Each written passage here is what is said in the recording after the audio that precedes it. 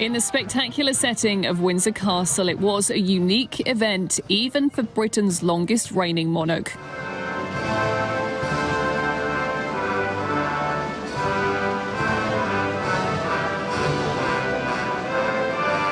A small military parade to mark the Queen's official birthday after Trooping the Colour had to be cancelled because of coronavirus. Only the second time it's been called off in her 68-year reign.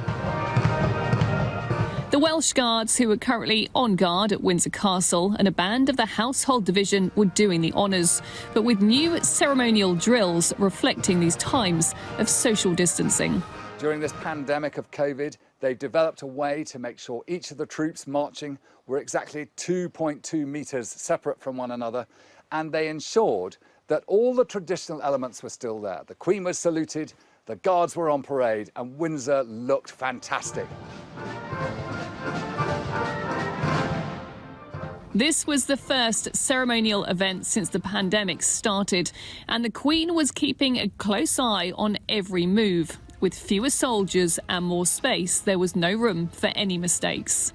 Lieutenant Colonel Guy Stone told me that alongside their training, the Household Division have also been part of a COVID support force. People join the regiments of the Household Division very conscious of the dual role that we have. So whether that's on operations in Afghanistan or Iraq or other places that we've been over the past few decades, or having the huge privilege of being personal bodyguards to the Sovereign.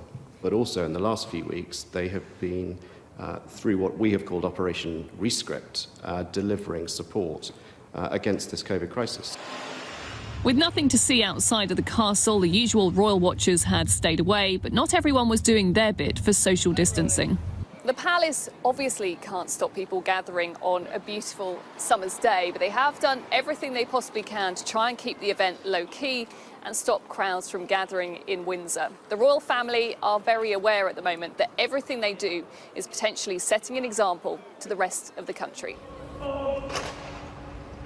After taking the second salute, the Queen made her way inside, probably to talk it all over with Prince Philip.